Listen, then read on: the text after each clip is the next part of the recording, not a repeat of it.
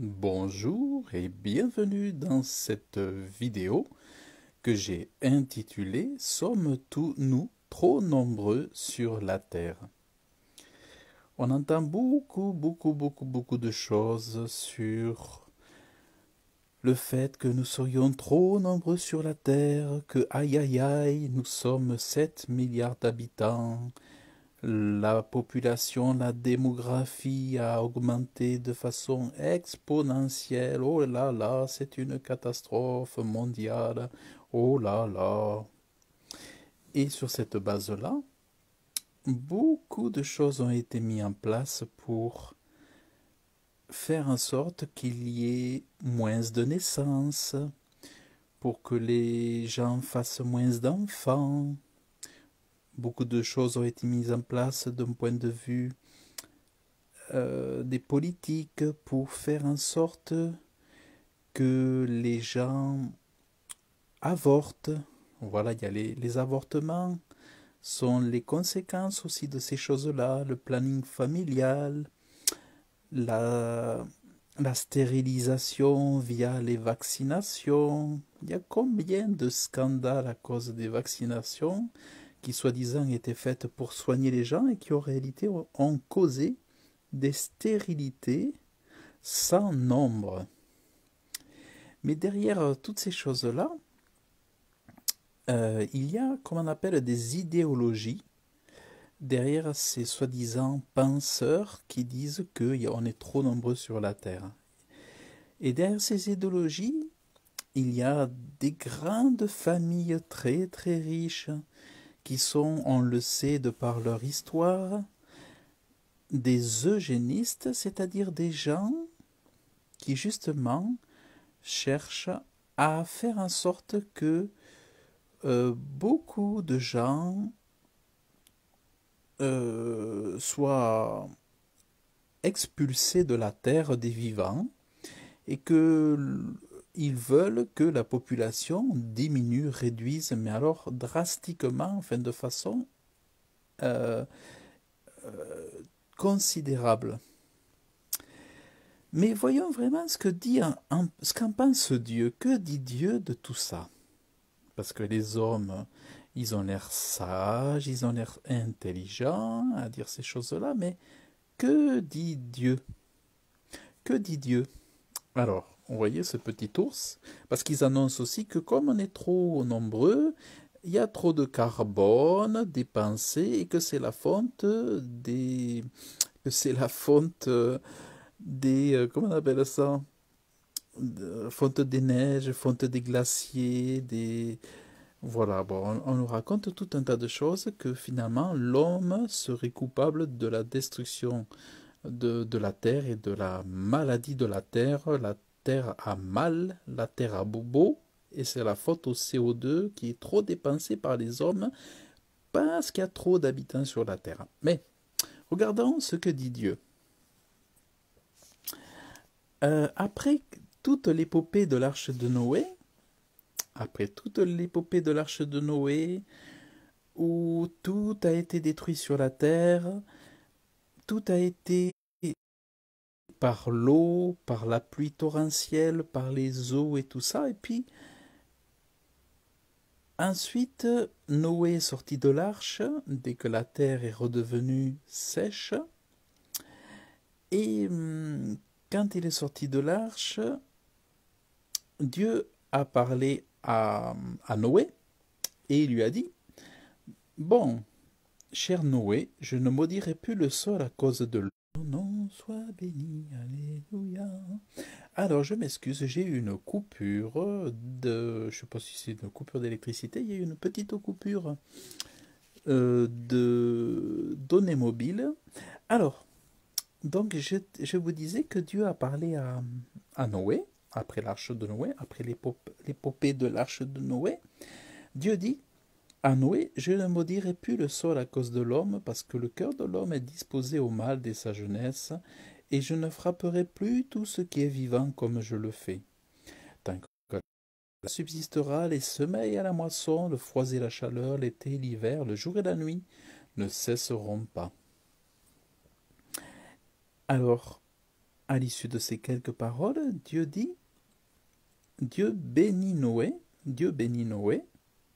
ainsi que ses fils, et il leur dit, soyez féconds. Vous voyez, donc il leur dit, reproduisez-vous, soyez féconds, ayez des enfants. Alors, il leur dit, soyez féconds et multipliez-vous et remplissez la terre. Donc, Dieu dit trois choses. Soyez féconds, c'est le contraire de soyez stérile. Dieu dit soyez féconds. Il ne dit pas soyez stérile. Il dit multipliez-vous. Il ne dit pas retenez-vous de faire des enfants. Il dit multipliez-vous. Il ne dit pas que la terre est trop petite. Alors, c'est vrai que là, c'était du temps de Noé. Aujourd'hui, on est 7 milliards d'habitants, mais Dieu dit, multipliez-vous et remplissez la terre. Donc, Dieu dit, remplissez la terre. Et en fait, quand on observe le ciel, on peut à peu près savoir s'il va y avoir de la pluie, s'il va y avoir du mauvais temps, s'il va y avoir du soleil. Et quand on observe tout autour de nous, par exemple dans nos campagnes, dans le Lot-et-Garonne, dans la Haute-Garonne, dans le Lot, dans le Tarn, dans le Tarn-et-Garonne, quand on observe tout autour. Et donc quand on observe tout autour de nous, qu'est-ce qu'on voit donc dans ces régions? Mais dans le Cantal, dans l'Auvergne, on voit qu'il y a beaucoup de place. On voit qu'il y a beaucoup de place, sans compter toutes les forêts, tous les champs, toutes les collines, tous les campagnes qui sont encore sans habitation. Donc, on voit quoi? Que la terre n'est pas remplie. Il n'y a pas le remplissage encore que Dieu demande qu'il soit fait. La terre n'est pas remplie. Voyez, Dieu dit qu'elle soit remplie. Mais observez autour de vous, allez vous balader, allez vous promener, et vous allez observer de votre côté aussi que la terre n'est pas remplie. Voyez? Donc, ensuite, nous voyons qu'il y a des champs, et que même les champs qui devraient être affectés à produire de la nourriture, ces champs ne servent plus qu'à faire de la décoration la plupart du temps. On ne trouve plus de légumes dans les champs.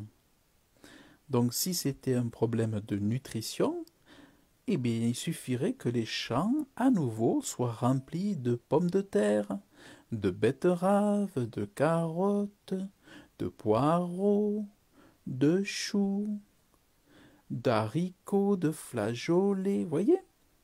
Si c'était un problème d'alimentation, eh bien il faudrait qu'au lieu de trouver du tournesol, du sorgha, au lieu de trouver des bêtises dans les champs ou des choses qui servent qu'à nourrir les animaux, eh bien on n'a qu'à mettre des aliments qui servent à nourrir les hommes. Et on n'aurait pas de problème d'alimentation déjà pour les 7 milliards d'habitants qui existent. Moi, j'habite en campagne, enfin, je suis né dans la campagne autrefois, les champs étaient cultivés, les gens avaient la tête en bas, les fesses en l'air, parce que dans les champs, dans des régions de départements très maraîchers, autrefois on cultivait des fruits, beaucoup de légumes, beaucoup de travail et beaucoup de nourriture. Aujourd'hui, tout est vide.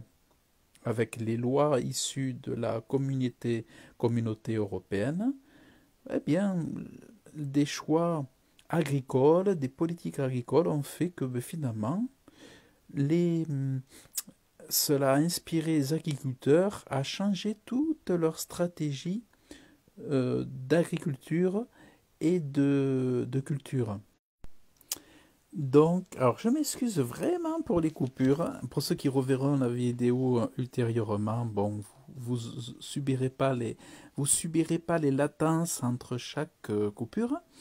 Alors, donc, tout ça pour dire que cette histoire de problème d'alimentation pour nourrir 7 milliards d'habitants, c'est tout simplement parce que il faut revoir les choix politiques sur l'agriculture et inspirer les agriculteurs à refaire de l'agriculture comme autrefois, et puis donner goût aux jeunes entrepreneurs à devenir agriculteurs. Plus il y aura d'agriculteurs, plus on trouvera de nourriture. Et donc on voit bien que la terre n'est pas remplie, et je vais vous lire un petit peu plus loin, car Dieu a fait l'homme à son image, et vous, soyez féconds et multipliez-vous, peuplez la terre et multipliez-vous sur elle. Vous voyez? Donc je vais vous remontrer ça, cette histoire du remplissage. Donc tant que vous ne verrez pas la terre remplie complètement, eh bien il reste de la place.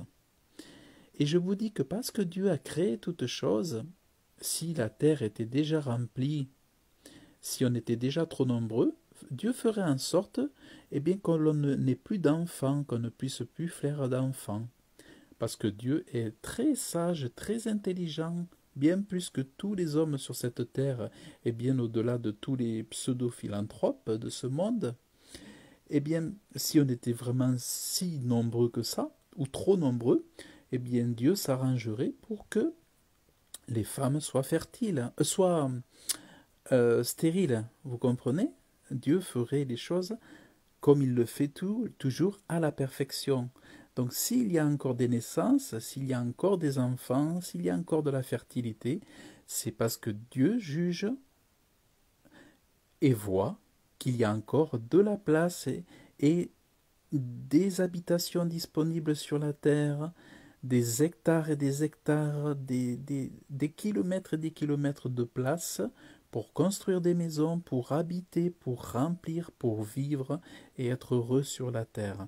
Donc, au regard de la parole de Dieu, je vous dis que nous sommes nombreux sur la terre. C'est un mensonge. Et donc, je voulais vous partager cela avec vous. Voyez, parce que je l'avais sur le cœur depuis pas mal de temps. Et je suis content de pouvoir vous le partager aujourd'hui. Et donc je veux vous rassurer. Il y en a beaucoup qui croient. Il y en a beaucoup depuis des années. Ils ont entendu dire qu'on est trop nombreux sur la terre. On est trop nombreux sur la terre. Eh bien non, ce n'est pas vrai. Donc voilà, c'est vraiment, je voulais rétablir cette chose-là, vous parler sous un nouvel angle, vous montrer les choses sous un nouvel angle, sous un angle biblique selon Dieu. Et, euh, et donc voilà, il y a possibilité de cultiver des champs, d'en retirer de la nourriture pour tous les hommes. Et il y a encore beaucoup de place, beaucoup de place pour encore de nombreux habitants. Peut-être qu'on peut même vivre à 15 milliards d'habitants sur la Terre sans problème. Donc laissez-les parler dans le vide, laissez-les raconter leurs mensonges et dites-leur, vous, non, il y a encore de la place. Dites-leur qu'il y a encore de la place. Voilà, donc c'est ce que je voulais vous partager dans cette petite vidéo. Donc je vous remercie de l'avoir suivi. Vous pouvez la partager si vous l'avez appréciée. Et donc je vous dis à très bientôt et je vous souhaite une excellente journée. À bientôt. Au